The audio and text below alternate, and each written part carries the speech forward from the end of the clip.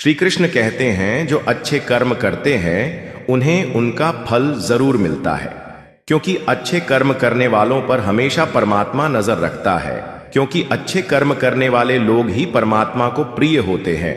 तो दोस्तों, बढ़ते हैं अपनी कहानी पर। श्री कृष्ण कहते हैं कहानी का भाग 2, जिसमें सत्यजीत की जिज्ञासा और गहरी होती है, और श्री कृष्ण उसे एक और रहस्यमयी कथा के माध्यम से आत्मा और मोह का गूढ़ ज्ञान प्रदान करते हैं। भाग का नाम है मोह का माया जाल।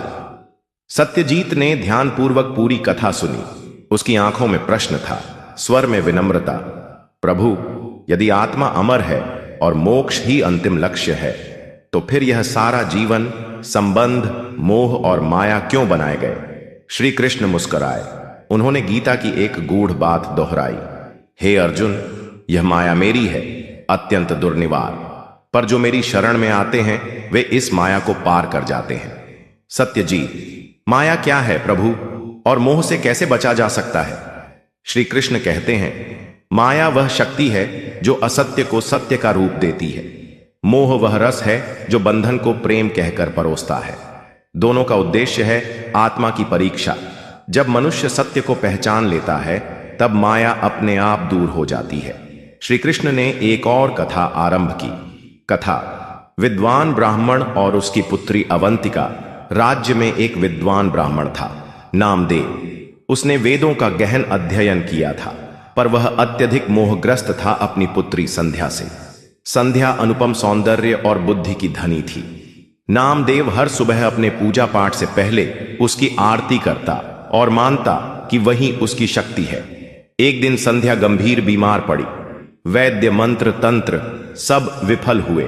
नामदेव का समस्त ज्ञान व्यर्थ प्रतीत हुआ। उसने भगवान से प्रार्थना की, हे नारायण, मेरी संध्या को बचा लो, मैं सब कुछ त्याग दूंगा। रात को उसे स्वप्न आया। एक दिव्य प्रकाश में भगवान प्रकट हुए। नामदेव, भगवान बोले, तू जिसने वेदों को रटा, क्या आत्मा और शरीर का अंतर भी नहीं जाना? जिससे तू मोह करता है वह शरीर है, नश्वर। जो वास्तव में तेरा था वह कभी खो ही नहीं सकता। सुबह संध्या की मृत्यु हो गई। नामदेव के हृदय पर वज्रपात हुआ, पर साथ ही एक बोध भी हुआ। उसने कहा, अब जान पाया हूं, जो आया है वह जाएगा, पर जो जान गया है वह कभी न मरेगा। श्री कृष्ण कहते हैं मोह का अंत कथा समाप्त कर श्री कृष्ण बोले, हे सत्यजीत, मोह को त्यागना नहीं होता, उसे पहचानना होता है। जब तुम जान जाओगे कि क्या नश्वर है और क्या शाश्वत, तब मोह अपने आप छूट जाएगा। सत्यजीत ने सिर झुकाया और बोला, प्रभु, परंतु यह विवेक कैसे जागृत हो? श्री कृष्ण कहते हैं सत्संग, ध्यान और आत्मनिरीक्षण से। जब मन बाहर से हटकर भीतर की ओर मुड़ता है तब विवेक की ज्योति जलती है।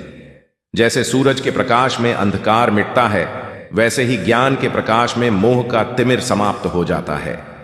आत्मविकास की अगली सीढ़ी उस दिन के पश्चात सत्यजीत ने अपना दिन केवल बाह्य कार्यों में नहीं, अपितु ध्यान, आत्मचिंतन और श्री कृष्ण के सत्संग में बिताना प्रारंभ किया। वह एक योद्धा था, पर अब वह अपने ही विकारों से युद्ध करना सीख रहा था। क्रोध, अहंकार, लोभ और मोह के विरुद्ध। श्री कृष्ण मुस्कुराते और कहते, हे सत्यजीत, बाहरी युद्ध वीर बनाते हैं, पर आंतरिक युद्ध ज्ञानी। अगले भाग में अहंकार का उदय और उसका पतन। श्री कृष्ण एक और कथा सुनाते हैं जो सत्यजीत के भीतर छिपे अंधकार को सामने लाती है।